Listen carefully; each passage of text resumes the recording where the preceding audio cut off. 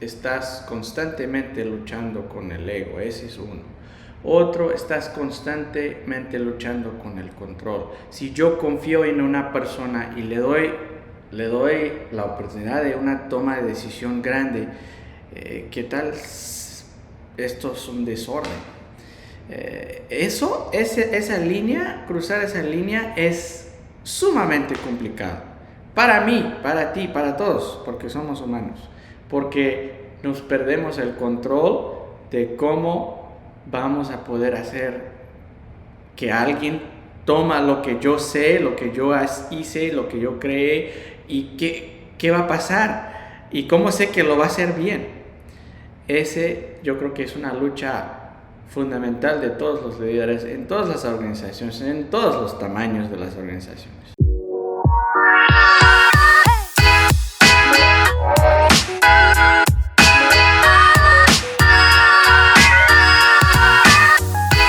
Hola, bienvenidos. Mi invitado al día de hoy en este conversar es Inam Khan. Es emprendedor, inversionista, consejero de empresa, apasionado de una cultura consciente y autogestionada. En este conversar de alto impacto, Inam y yo conversamos sobre el estilo de gestión y cultura, sobre el impacto que tiene el líder en la organización y cómo tener la libertad sobre el tiempo y sobre todo el futuro de las organizaciones. Este es un episodio único y disruptivo, así que los dejo con Inam. Hola Inam, bienvenido, qué gusto de tenerte aquí. Hola Francisco, igualmente aquí estoy, qué gusto estar aquí contigo.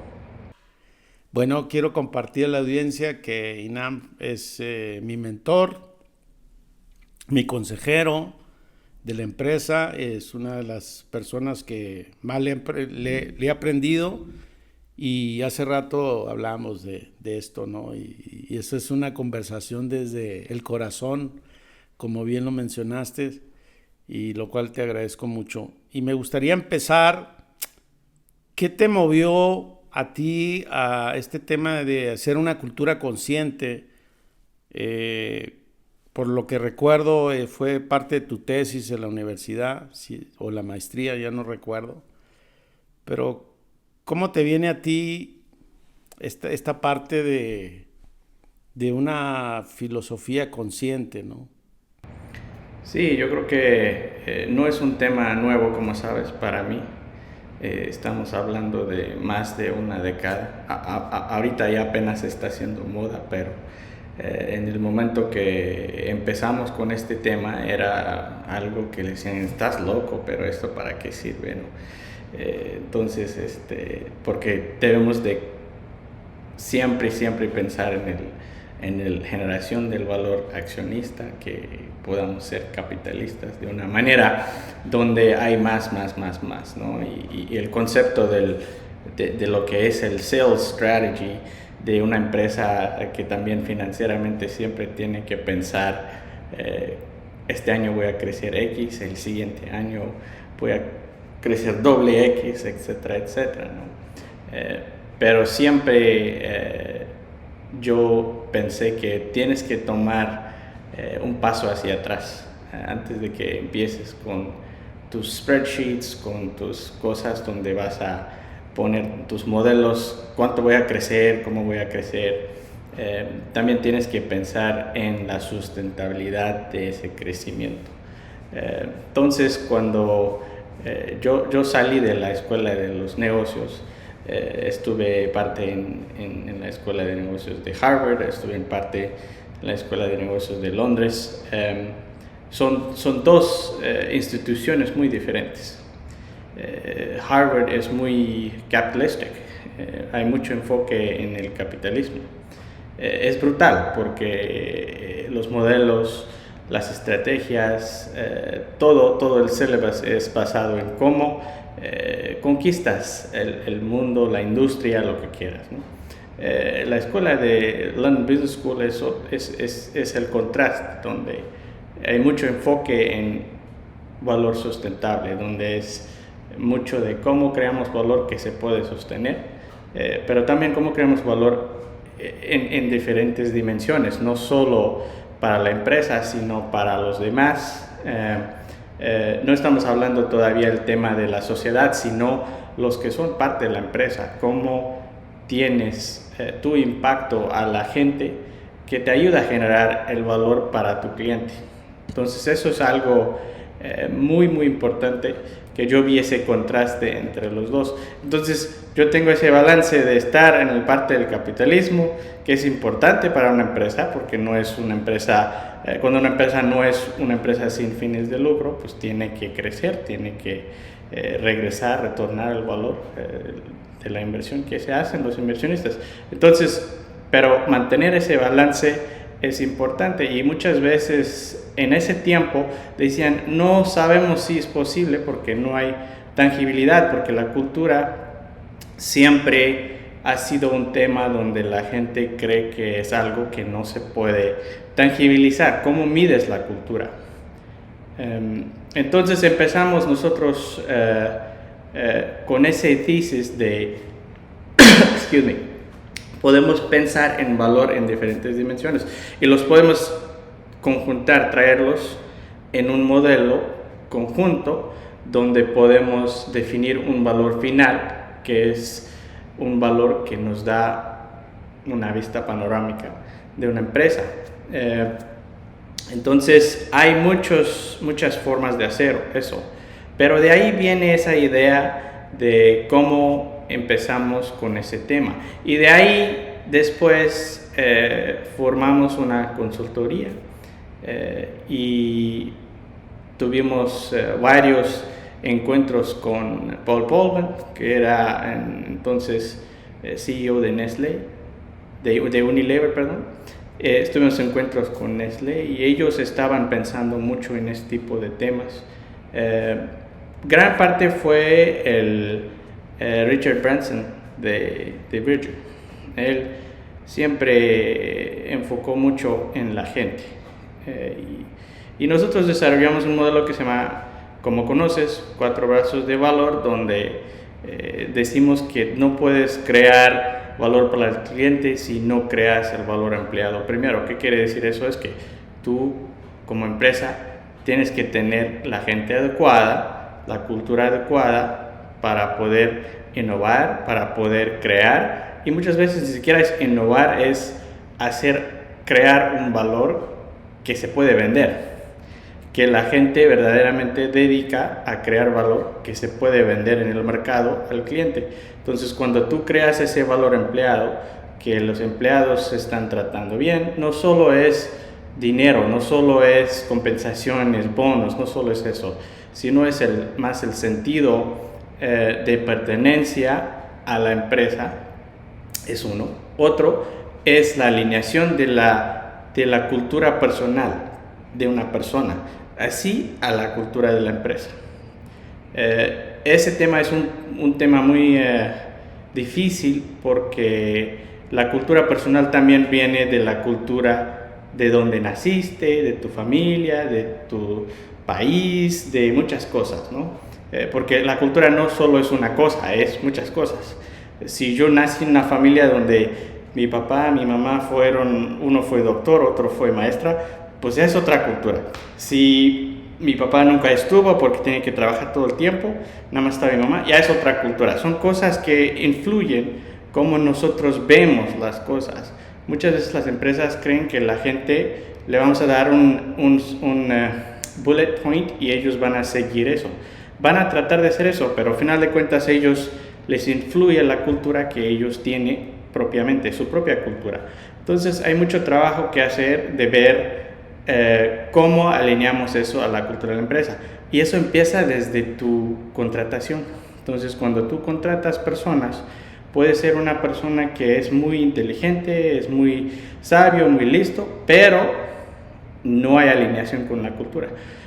Yo siempre digo que debemos de pensar, tener un cuestionario de cultura cuando haces contrataciones. No muchos hacen eso porque dicen, pues, eso, lo que me importa es que un vendedor que haga esto, ¿no?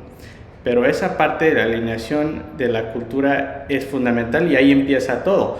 Cuando tú traes una persona que es rainmaker, o sea, vende mucho, pero tiene una personalidad conflictiva, entonces realmente es contraproducente. No quiere decir que esa persona es mala, sino es forma de ser, y eso te puede generar problemas que tú nunca viste venir porque estás vendiendo como nada, pero tienes otros problemas cuando tú quieres crecer, y esa persona quizá tiene una personalidad que no deja pasar que crezcan los demás. Entonces ya tu equipo de ventas está limitado a esa persona, porque esa persona no deja que otros puedan crecer también. Eso es a lo que yo me refiero como ejemplo. Entonces ahí empieza todo, ¿no? Entonces empieza con el valor empleado. Si tú creas valor empleado suficientemente en la manera en que se embonan, se conecta una persona a la empresa, es como cuando vas a los movies y ves una película y estás viendo la película, estás en ese momento, sientes que eres parte de la película. ¿Por qué? Porque hay sentido de pertenencia por cosas que tú representas como persona. Entonces, en la misma forma, cuando tú trabajas, donde tú estás más tiempo de tu vida en trabajo, quieres sentir bien allá. Ese es un denominador común que muchas veces nos ignoramos, pero realmente es importante. Entonces, cuando tú tienes esa cultura organizacional que quiere que la gente se acerque a la organización verdaderamente, vas y permites que creas un valor que nadie más pueda crear tan fácilmente, porque tú ya tienes un patente que no es copiable, no es fácil, porque no es que algo quieras copiar. La cultura es muy difícil de copiar, y ese es el backbone de una empresa. Entonces, cuando tú creas ese valor empleado, ya puedes crear el valor para tu cliente, y ese mismo valor empleado asegura que tú vas a poder cuidar al cliente. Y cuando el cliente compra porque tienes un producto o un servicio que tiene mucho valor, pues compra. Entonces ahí viene la parte de valor tangible, pues viene el valor accionista. Entonces generas ya unos financial statements que son sólidos, que son robustos, etcétera, etcétera. Y al final, cuando tú tienes esos tres valores, valor empleado, valor cliente, valor accionista, siempre tienes que pensar en tu entorno. Es decir, ahora estoy en un lugar parado, un lugar bueno. Ahora, ¿cómo hago que ese sea sustentable, esos tres brazos de valor, más allá? Entonces, la única forma de hacer eso es ver tu entorno y ver cómo tú puedes agregar un valor a tu entorno, que es el ambiente, que es la sociedad. Quizás tú tienes una fábrica en un lugar donde hay ciertas personas que trabajan para ti, y hay escuela que está muy lejos, que los niños no pueden ir a la escuela. Tú puedes ser parte de esos proyectos fuera, que nada que ver con tu business model, sino con tu cultura como empresa, como responsabilidad también, donde yo creo que es fundamental que tú puedas seguir creciendo y existiendo más bien durante muchas generaciones. Ese modelo solamente es para empresas que quieren perdurar, que quieren durar, no empresas que quieren, pues quiero valor aquí 5 años y ya después hago otra cosa. Este es para empresas que quieren existir durante 100 años, durante décadas, durante mucho tiempo. Entonces ahí es donde empieza todo. Hay muchos elementos técnicos en ese modelo, y si una empresa quisiera empezar hoy, es un proceso largo, pero vale la pena iniciar. Y de ahí viene, cuando tú tienes esa cultura, ya puedes tú entrar en la parte de autogestión, en parte de ya confiar en la gente que tome su rol, porque no están tomando su rol para tener un salario solamente, sino hay un sentido de pertenencia, que yo soy parte de la empresa, no solo siendo empleado, sino siendo parte verdaderamente de la empresa. Y eso es importante. Y ya de ahí pues puedes empezar con el tema de autogestión, el tema de autorresponsabilidad y todo ese tipo de cuestiones. Antes es muy, muy complicado poder hacer eso. Ina, ahorita reflexionando que el cambio de la cultura y ya llevamos, no sé, 11 años, 12, ya no me acuerdo, desde que tú me abriste los ojos a esta mirada, definitivamente es un proceso muy, muy largo y tú has vivido el proceso junto conmigo y estoy muy agradecido. Pero al final, pues tiene que ver, al final las personas, la cultura, como tú dices, este modelo de capitalismo que está y aparece y también la sustentabilidad. Y creo que bueno, uno tiene altibajos, ¿verdad? Subes, bajas, ves que ya piensas que está resuelto todo y lo regresas y lo vemos desde el consejo y tú has sido parte de pues de esta magia, yo diría, digo, porque el sincrodestino nos conectamos. Y ahora sé que eres consejero de muchas empresas, tienes un fondo de inversión en el cual también participo y contigo estoy muy conectado contigo, eh, y me gustaría saber desde esta mirada también de consejero, ¿qué le recomiendas tú a las organizaciones con este tema de, mira, yo actualmente también soy consejero de unas empresas y cuando hablamos de personas y cultura, decir, bueno, ¿y eso como para qué, verdad? Y digo, pues tú eres un consejero al final con un espectro muy amplio y sistémico, ¿verdad?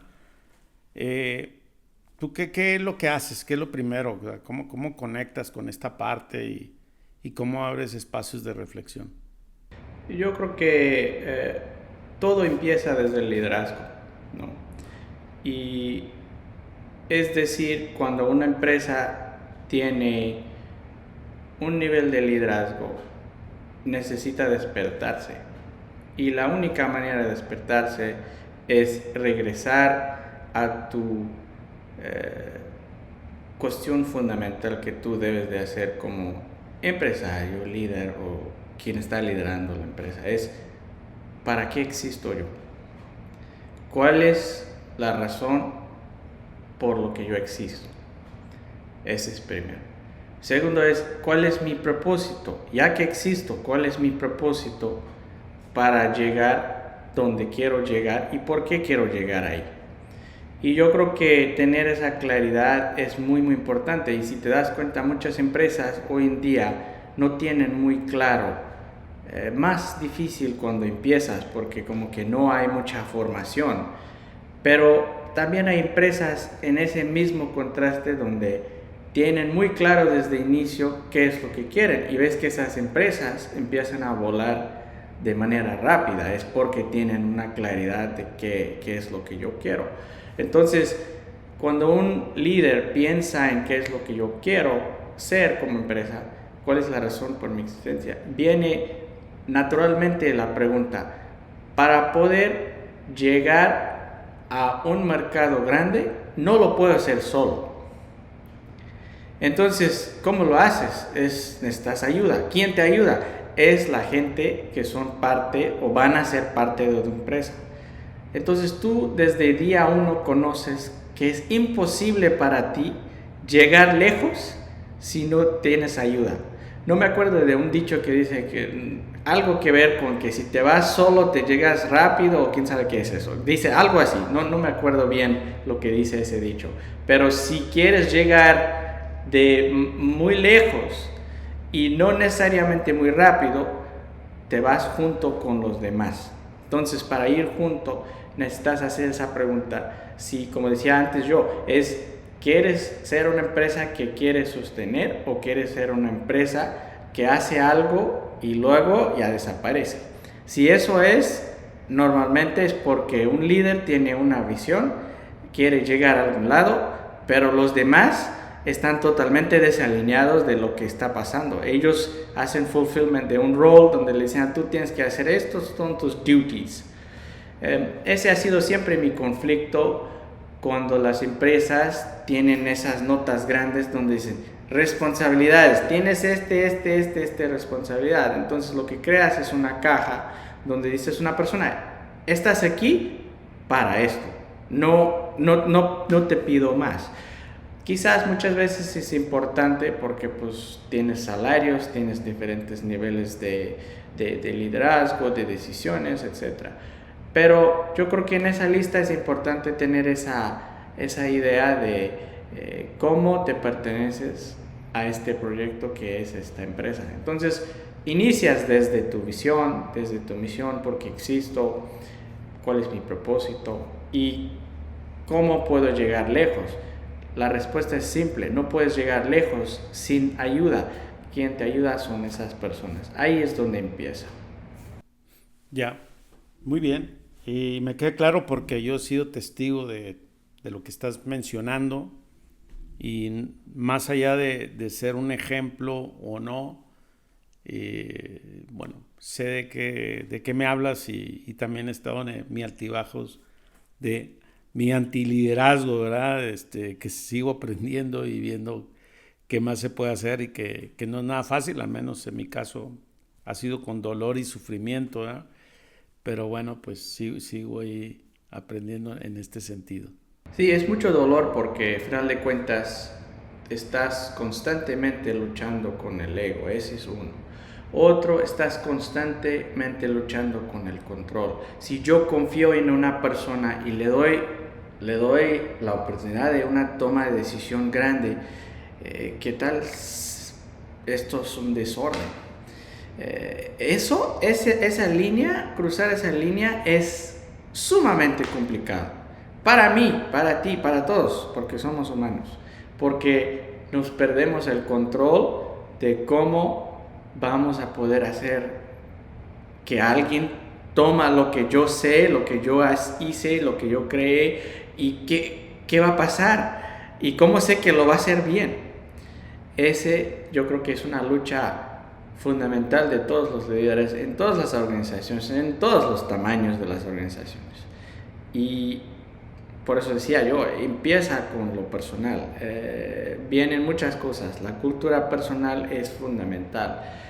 Si tenemos personas que permiten que alguien más sea empoderado para tomar ciertas decisiones, ahí te das cuenta porque es importante desde que contratas las personas que puedan tener ciertas cualidades, cierta personalidad, cierto carácter, porque quizás tú como líder eres bueno y dices, yo confío y yo permito empoderar, enseño, si hay un problema, resolvemos, aprendemos de ello, pero ¿qué tal la persona con los que tú hiciste eso no hace que esto suceda con la siguiente persona?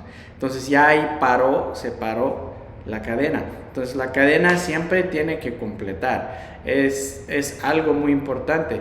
Un líder tiene que estar como una cadena conectado desde aquí y se regresa a él mismo. Entonces es como una conciencia. Tienes que tener una conciencia que es colectiva, no desconexión. Que no sabes qué pasa en este chain link que está aquí, tú estás aquí. Entonces tienes que prácticamente sentir si una organización está teniendo un problema. Como líder tú debes de sentir eso en tu conciencia.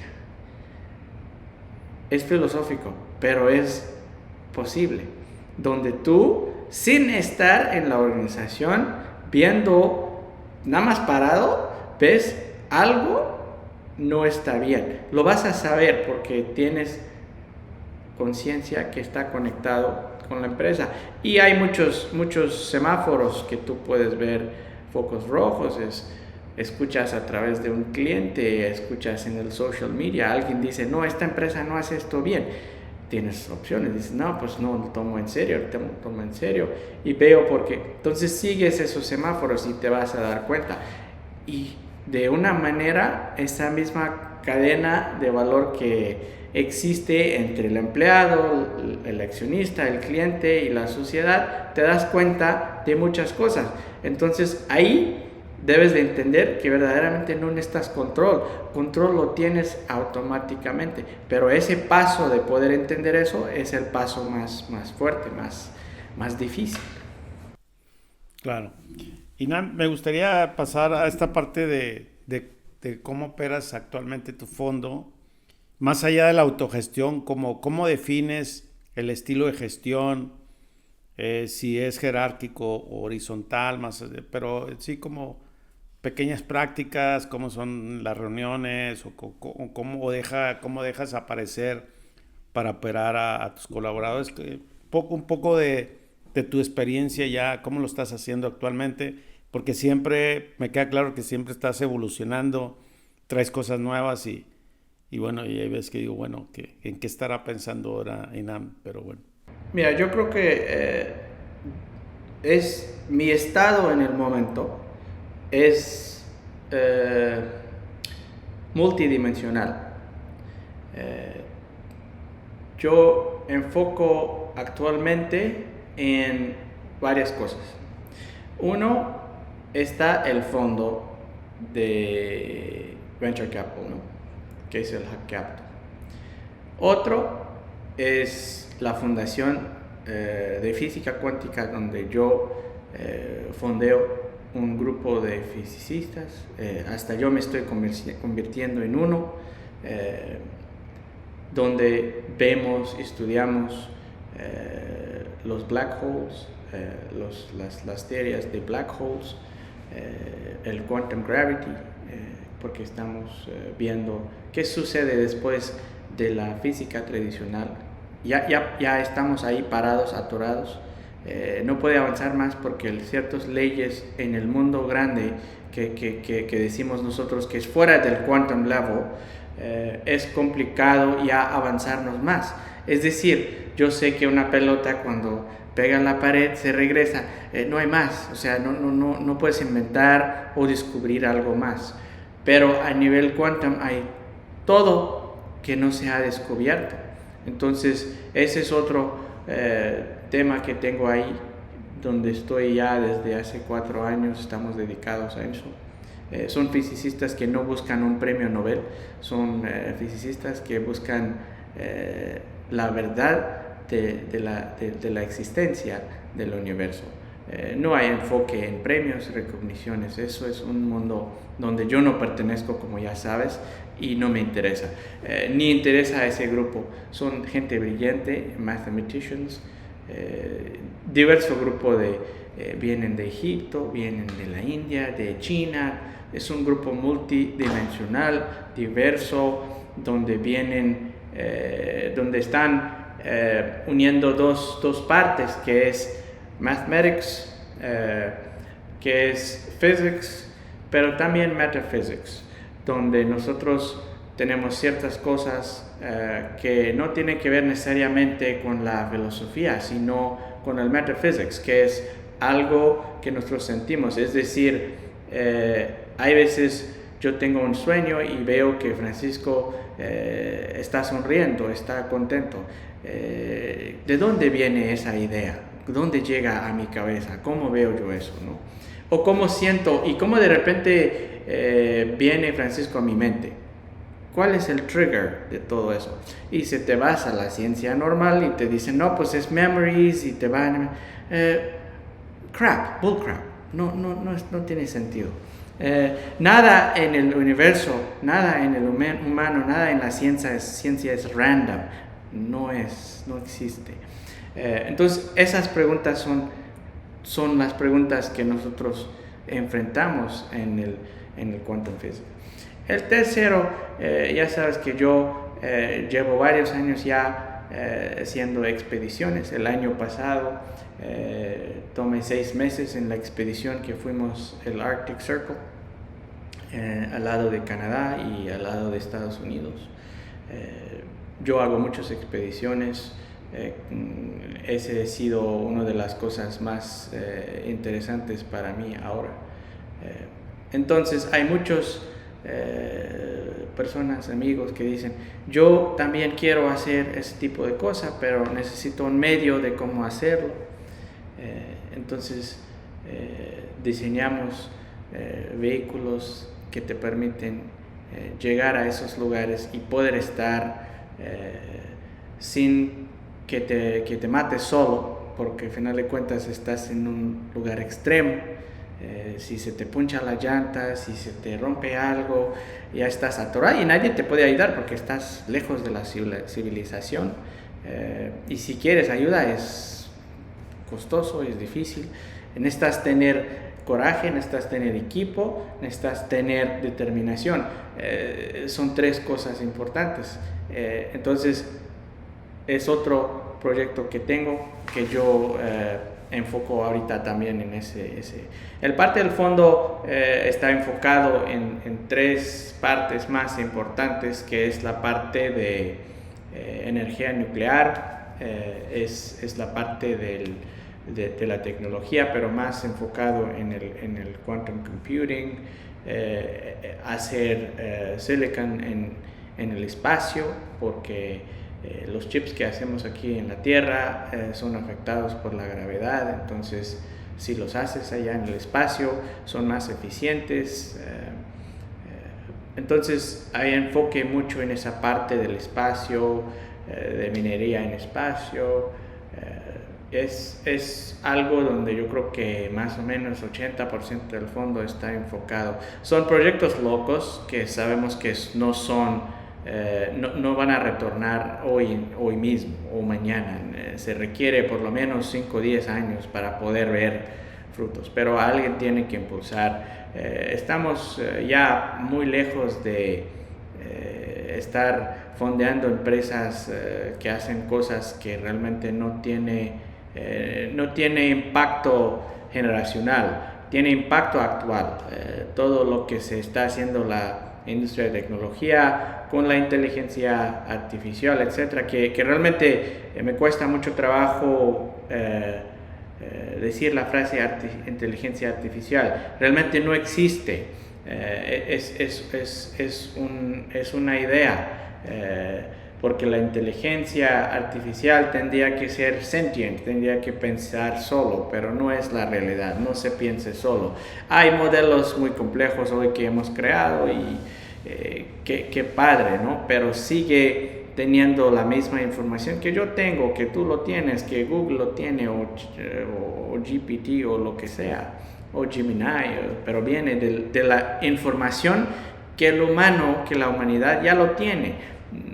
Sí te puedo analizar la información y te puedo decir, pues aquí este medicamento para cáncer quizás sirve porque tengo todos esos datos que tú no los puedes. La velocidad de información cambia. Inteligencia es otro tema, yo no creo que existe, no conozco que exista, pero bueno, ahí estamos dándole duro para ver si creamos algo que se pueda hacer sentient. Complicado, pero quizás. Ahora, la gestión de mi parte es que yo no tengo calendario y ha sido uno de mis retos de la vida, donde yo dije no, la única forma de tener libertad, ser libre, es no tener calendario. Cuando tienes calendario no eres libre, porque tienes juntas, tienes lo que quieras. Yo hoy estoy platicando contigo, el calendario es natural. Llevamos varios meses platicando de esto y no se dio porque vinieron mis papás se enfermaron, etcétera, etcétera. Pero volvemos a lo mismo, el calendario naturalmente existe, pero el humano se creyó que tener calendario me hace más eficiente. Yo creo que es un concepto un poco vago para mí, porque yo pasé por esa fase de ser eficiente con el calendario. Sí eres eficiente, pero a nivel macro, a micro nivel no estás muy eficiente, porque al final de cuentas estás vendiendo tu tiempo al calendario. El calendario controla tu vida, tú no tienes ningún control. Y por eso siempre yo digo que a los líderes también, no piensen demasiado en el control. La palabra control no existe. No tenemos control prácticamente de nada. Tenemos solo acción en el momento. En el momento lo que yo pueda hacer, lo hago. Entonces, mi forma de gestionar, de hacer cosas, hay mucha delegación. Es decir, yo tengo mi grupo de fisicistas, Yo sé que ellos saben las cosas que yo no sé. Si yo quiero saber algo, les pregunto. Ellos tienen una visión de quiero llegar aquí. Lo mismo pasa con el fondo. Tenemos el equipo que empieza a analizar el mercado y analizar cosas y vienen. Y aquí están 10 puntos que vemos, esos 10 oportunidades. ¿Cómo los ves? Y yo no los estudio como lo estudian ellos, pero ese es su rol de cómo hacer las cosas. Entonces muchas veces yo digo, no, pues el que está en el número 10 debe de estar en el número 1. Ahí es donde viene la parte de la perspectiva. Yo creo que si estás corriendo con el tiempo en paralelo, o estás corriendo contra el tiempo, o estás corriendo tratando de alcanzar el tiempo. Son tres cosas, ¿no? En paralelo, estás tratando de alcanzar, o estás contra el tiempo, no sabes qué estás haciendo. Esa es la verdad, esa es desde mi experiencia personal. No sabes qué estás haciendo porque muchas de tus pensamientos, perspectivas, están dormant, están dormidos porque no hay activación. La razón por la que no hay activación porque estás corriendo atrás de un calendario, atrás de tiempo, porque tienes que hacer esto. Entonces ya no tienes tiempo de tener una perspectiva que tenga que ver fuera del ruido que está enfrente de ti. ¿Qué es el ruido? Es la información. El ruido moderno es la información. Hay tanta, ¿cuál es el que vas a consumir? Final de cuentas, tú ves el teléfono, haces el scroll y tienes tanta información. ¿Cuál es verdad? ¿Cuál no es verdad? ¿Qué debes de creer? ¿Qué no debes de creer? ¿Qué tiene sentido? ¿Qué no tiene sentido? No tienes tiempo porque te atascan con la información. Entonces, eso viene en la parte también de el Information Revolution, donde vamos a tener tanta información que la diferencia entre la verdad y la falsedad va a ser complicado ver porque no tenemos cómo hacerlo. Si no tomamos ese break de decir, no, yo quiero tomar un paso atrás y no estar en ruido. Entonces, cuando hago yo esto, yo veo que muchas veces me traen ruido, porque pues la gente no opera en todo el mundo como opero yo. Entonces, traen mucho ruido. Entonces yo les digo, a ver, hay ruido, ¿cómo aislamos ese ruido? Entonces poco a poco ese grupo de personas que trabajamos juntos empiezan a analizar, pensar de una forma un poco más profundo, un poco más dedicado en el sentido de grano, que hay substance, no es superficial, no es... ¿Cómo se dice shallow? No sé cómo se dice shallow, pero es profundo. El apuesto del profundo es shallow, que yo creo que muchas cosas en el mundo hoy son muy shallow. Entonces nosotros como humanidad tenemos que pensar en cosas con más profundidad para poder entender qué está pasando. Y nosotros hoy, con tanta información, solo podemos reaccionamos a algo. Entonces, cuando tomas una decisión que reaccionas, es muy likely, 99% de tiempo, que esa decisión podría ser mejor. Pero como reaccionaste, porque no hay tiempo más que reaccionar, tienes ese problema. Entonces, así operamos nosotros, con mucha tranquilidad, en el sentido de que vamos a tomar cierto tiempo en hacer ciertas cosas, porque el mundo, no solo en el negocio, sino el entorno social, todo está basado en compite. Tienes que competir. Yo creo que ese es un concepto muy malo, porque al final de cuentas la competición es natural, pero cuando enfocas mucho en competir, verdaderamente no generas mucho valor, porque solo estás... es como leer un libro. Yo dejé de leer libros, no leo libros mucho ya, porque cuando lees un libro, lees una perspectiva de una persona que escribió el libro.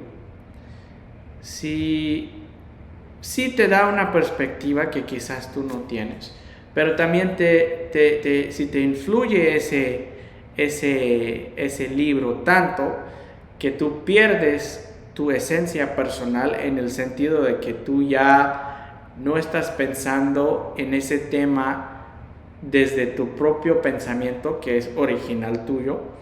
Perdiste esa área de conocimiento, ¿no? Conocimiento hay de dos tipos. Uno es conocimiento de ruido, que es lees 25 libros al día y ya tienes mucho ruido en la cabeza. Otro es el conocimiento de verdad, donde tú entiendes el tema verdaderamente. No sé si has notado, pero ya ves que mucha gente ya ve YouTube y ya son expertos porque vieron 1000 videos de YouTube de 1000 horas y ya conocen el tema.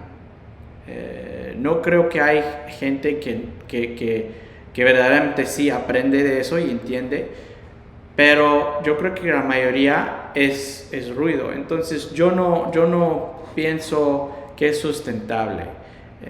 Para poder entender y operar de manera más profunda, de manera poder tomar decisiones y tener una visión que va más allá de 5, 10, 15, 20, 30, 40, 50 años.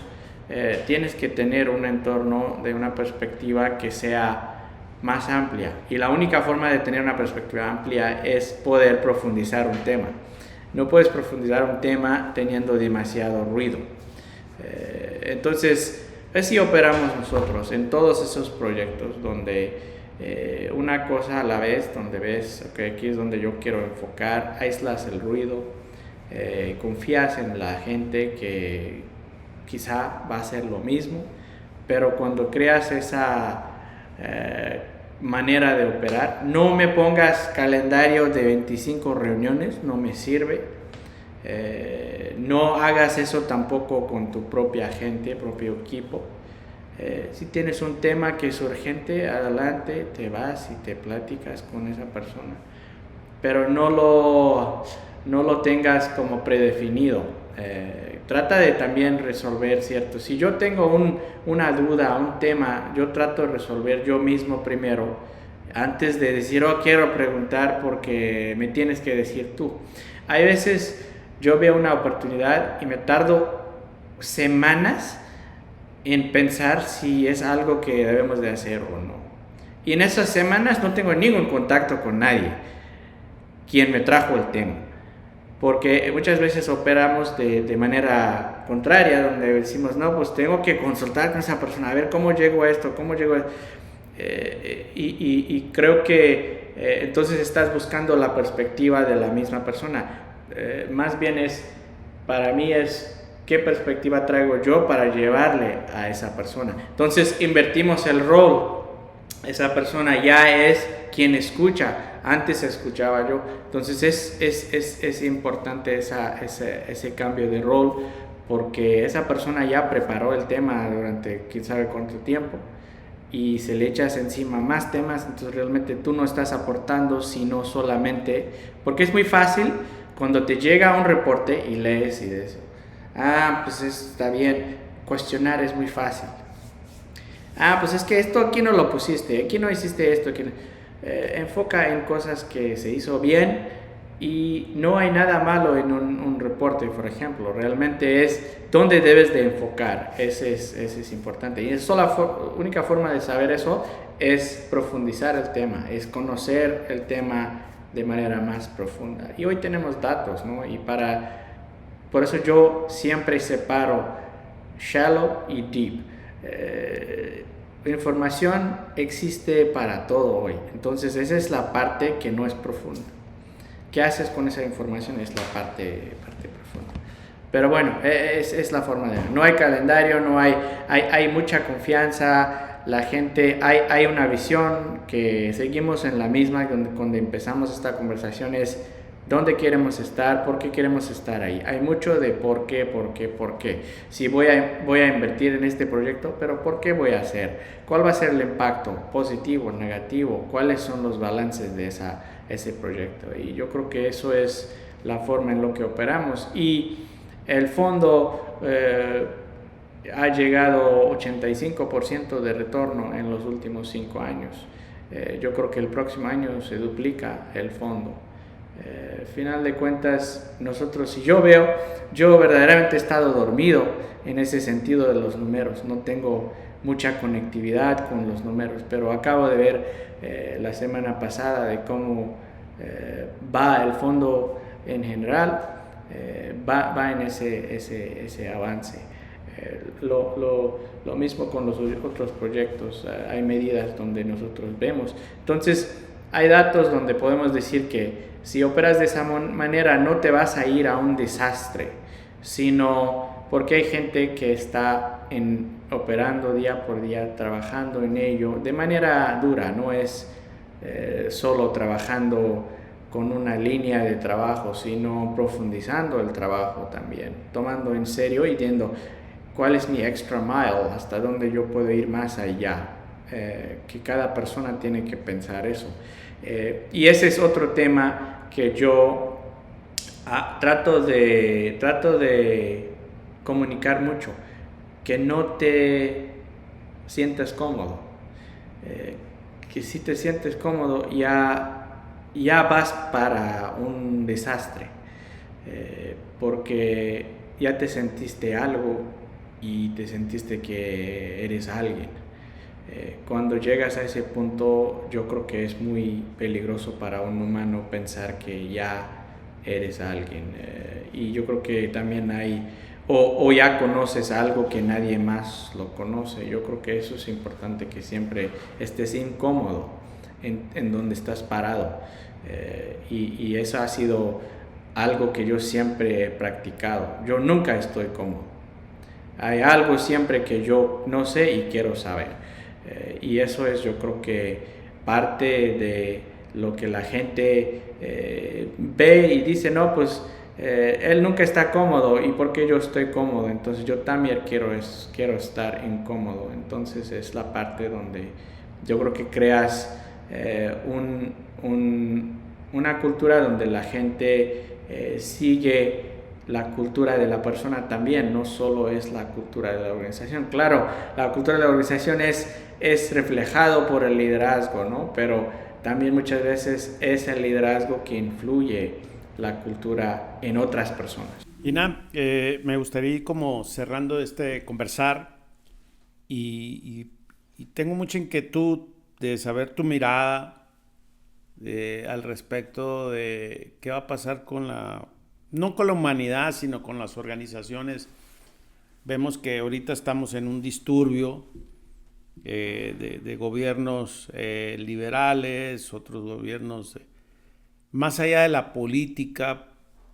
O sea, al final, ¿cómo vamos a autodirigirnos en el futuro? Sabemos que yo le hablo hoy la dictadura digital a los algoritmos, ¿no? Que ya mandan. Y lo que siento, pues, que algo se está moviendo, pero ¿para dónde vamos? ¿No? Como este reto de futuro y qué va a pasar, ¿no? Más allá si hablamos de temas políticos, de Putin, de Trump, o de gobiernos de izquierda, porque en el fondo yo pienso que no importa si es de izquierda o de derecha, sino lo que importa es el propósito del bienestar de los ciudadanos del mundo, ¿no? Entonces, no encuentro y me resuena, y lo quiero hacer aquí en público, ¿qué piensas que va a pasar al final? No hablando de política, hablando de la humanidad. Sí, yo creo que vamos a estar bien. De ahí empiezo yo. ¿Por qué? Porque todo tiene un inicio y todo tiene un fin. Para mí, mira, yo soy apolitical, no tengo ni izquierda ni la derecha. Yo estoy muchas veces, mayoría de las veces, estoy parado en el centro. ¿Qué quiere decir ser humano? Es tener tolerancia. Todo lo que ves, el drama en la política, en las sociedades, en las organizaciones, porque ya se está penetrando la política a las organizaciones también. Ese drama viene porque tenemos falta de tolerancia, pero esa falta de tolerancia es por ciertos individuos que están creando ese mensaje de que no debemos de ser tolerantes. No es nuevo, ¿sabes? Teníamos el Mussolini, teníamos el Hitler, teníamos, como te digo, todo tiene un inicio, todo tiene un fin. Lo que yo veo es algo interesante desde la perspectiva de las organizaciones, están moviéndose muchas organizaciones hacia la política, porque influye, ¿no? Los gobiernos influyen a las organizaciones, ya que sea la regulación, ya que sean las políticas que son a favor, a contra. Yo creo que es muy peligroso que las organizaciones muevan de esta forma. Yo creo que la existencia de una organización viene de un propósito que es mucho más superior que un tiempo de gobierno, un term de un gobierno. ¿Por qué? Porque yo creo que las organizaciones crean valor. Los gobiernos no crean verdadero valor. Los gobiernos son semáforos. El rol de un gobierno es gobernar, es la ley, el orden, las políticas que permiten que la sociedad crezca, que la sociedad pueda vivir con un buen términos de salud, de comer, de poder, muchas cosas, ¿no? Pero solo las organizaciones pueden ser parte de crear esos valores para la sociedad. En cuanto la humanidad, yo creo que vamos a estar bien. Yo no creo que hay problema de eso. Yo creo que siempre va a haber humanidad que no va a permitir la destrucción de nuestro ser, de nuestra existencia. Lo que sí viene siendo la preocupación es cómo diferenciar entre la verdad y lo que no es verdad. La información y la saturación de la información junto con algoritmos, que hablabas de algoritmos, que crean cierto ambiente donde nosotros tomamos decisiones. Regreso a lo que platicábamos antes de eso, tienes que aislar el ruido, y para mí leer 25 libros es crear más ruido, no es entender el tema, porque te confundes. Uno te habla de la izquierda, otro te habla de la derecha, otro te habla del medio, otro te habla más izquierda, más derecha. Entonces dices, ok, ¿a quién le hago caso? ¿Y de dónde está el fundamento? Entonces yo creo que también está siendo muy interesante, mucho peligro y muy peligroso que muchos empresarios, y sí hay que nombrarlos, el Elon Musk, por ejemplo, yo creo que es un peligro para la humanidad, porque cuando te vas y empiezas a tratar de tomar control de la humanidad de cierta forma, yo no tengo respeto para Elon Musk, lo digo de manera muy abierta, lo he dicho a mucha gente lo admira porque trae un rocket que se viene y se aterriza en el océano. Whatever, no es algo impresionante para mí, porque pues es ciencia a final de cuentas. Si no lo hace él, alguien más lo hace. Yo creo que el tema y problema con líderes como Elon Musk es cuando empiezan a penetrar a la sociedad con información que ellos presentan y sin pensar en la responsabilidad que hay en los hombros para decir alguna cosa. Entonces, porque hay gente que sigue, que ve esa información. Entonces, ese para mí no es liderazgo, a final de cuentas, porque estás con boca abierta todo el tiempo y dices todas las cosas que se te vienen a la boca, ¿no? Pero no piensas cuál es el impacto, cuáles son las consecuencias. Entonces, no hay respeto desde mi parte, porque no piensas en las consecuencias. Puedes pensar, yo pienso 1000 cosas, tú piensas 1000 cosas. No quiere decir que tienes que decir todas las cosas.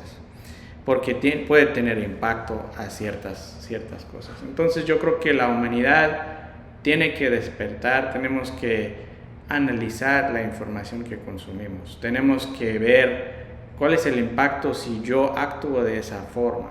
Y lo mismo pasa con las organizaciones, donde la cultura se está echando para un lado, el propósito está echando para un lado. Digo, no, pues ya no me importa eso, porque al final de cuentas, aquí en el Valley tenemos fondos como Andreessen Horowitz, que ya se mudaron para otro lado, ya son conservatives de cierta forma, porque el Trump dice que el Bitcoin tiene que ser algo. Entonces, como fondo, como yo tengo mucha presencia, mucha inversión en el Bitcoin, digo, no, pues tengo que pensar en el Trump, entonces, porque es. Pero vamos a lo mismo. Yo creo que también el ser humano tiene inclinación así a las cosas que te permiten ser alguien, ser algo, poder generar mucho valor, mucho dinero, etcétera, etcétera. Y eso no es nuevo. Yo creo que eso también, como te decía, va a tener su fin. Y por eso yo creo que en la humanidad existen humanos, yo creo que tienen perspectiva. En el mundo hay mucha gente que verdaderamente tienen perspectiva. No son fácilmente influidos por alguien que dice voy a ir al Marte. ¿Para qué quiero ir al Marte? ¿Cuál es el chiste? O creas problemas que no existen. No, pues la humanidad se va a acabar porque vamos a tener. No, pues la humanidad se va a acabar porque no estamos teniendo hijos, entonces debemos de cada quien tener 25 hijos. Hay un balance natural. No es necesario crear problemas que no existen. Tenemos problemas aquí que tenemos que resolver, pero no es nuevo que estemos resolviendo problemas. ¿Cuántos años, décadas, centuries llevamos? Queremos paz en el mundo. Ahí estamos peleando, ¿no? Entonces yo creo que ni siquiera el AI, ni siquiera nos va a acabar, nos va a hacer humanoids o nos va a hacer. Yo creo que yo no pienso de esa forma. Creo que mientras nosotros tenemos el beating heart, que es el corazón que sigue vivo, la cabeza quizá lo puedes influir, pero el corazón es muy difícil de influir. Entonces yo creo que mientras nosotros seguimos esa línea de que yo conozca quién soy, y precisamente por eso toma tiempo en pensar en ti mismo, por qué existo, por qué estoy aquí, cuál es mi razón de existir. No piensas que es porque quiero trabajar en una empresa, va más allá. ¿Cuál es tu impacto siendo una persona que existe hoy en el mundo? Yo hablo con mis hijos, es la misma conversación, no piensas que quiero ir al Harvard o que quiero ir al Oxford, y ese no es el propósito de la vida, o quiero ser el último, el máximo del mundo. No, ese no es el propósito, porque al final de cuentas nosotros no podemos existir solos, y ni nuestras acciones pueden existir en un mundo aislado. Lo que nosotros hacemos tiene impacto a los demás, y no solo estamos hablando de si yo tiro basura, pues tiene impacto a algún lado, que nadie me está viendo, y dije, nadie me vio y tiré la basura ahí en la calle y nadie me vio, no pasó nada, pero tiene impacto. Entonces tenemos que tomar paso hacia atrás para pensar cuál es el impacto. Tú y yo estamos teniendo esta conversación, tenemos que pensar cuál es el impacto, por qué estamos teniendo esta conversación, ¿no? Entonces yo creo que mientras hay personas, yo no espero que los 7, 8 billones piensen lo que estamos hablando aquí, no espero eso. Pero si 1% piensa eso y podemos incrementar medio por ciento, yo creo que va a estar bien. Al final de cuentas, es muy complicado que los 8 billones piensan de la misma manera. Ese es el chiste de la humanidad. Hay diversas formas de pensar. Tenemos que pelear tenemos que argumentar para poder. Y como dijo Aristóteles, para cerrar este tema de lo que está pasando, hay dictadura, hay aristocracia, hay otras cosas, Pero la democracia es lo que tenemos, no es perfecto, nunca va a ser perfecto, no hay un modelo de gobierno que sea perfecto, pero es lo mejor que tenemos. Entonces, de cierta forma tenemos que impulsar y tratar de redefinir la democracia. Hoy en Estados Unidos yo veo que si tienes 50 millones de dólares te puedes ser gobernador. Si tienes 500 millones de dólares puedes ser presidente. Hay que redefinir eso, ¿no? Entonces, si yo soy billonario, yo puedo prácticamente decir a una persona, ándale, ve a ser presidente y aquí están 500 millones de dólares y tú vas. Eso tenemos que cambiar. Pero bueno, es un proceso. Muy bien, Inan. Hoy te agradezco mucho conversar. Salgo con la cabeza con gran disturbio positivo y bueno, siempre aprendo mucho contigo y seguramente que la audiencia también aprenderá de ti. ¿Dónde te pueden encontrar? ¿Dónde estás activo? Si alguien quiere preguntar, platicar contigo. Pues yo creo que, y como sabes, yo soy siempre disponible, pero nunca disponible. Pero yo creo que, mira, yo no estoy en los social media, no estoy en esos lugares, pero si alguien necesita encontrarme, me pueden mandar un correo, tú les puedes compartir el correo, no pasa nada y con todo gusto. Si hay algo que yo pueda ayudar y no aportar, con todo gusto. Bueno, pues muy bien. Pues Inan, qué gusto de tenerte aquí desde que empecé el proyecto y creo que hoy se llegó el día y lo aprecio mucho. Gracias nuevamente. Gracias. Buena conversación. Saludos. Saludos. Bye.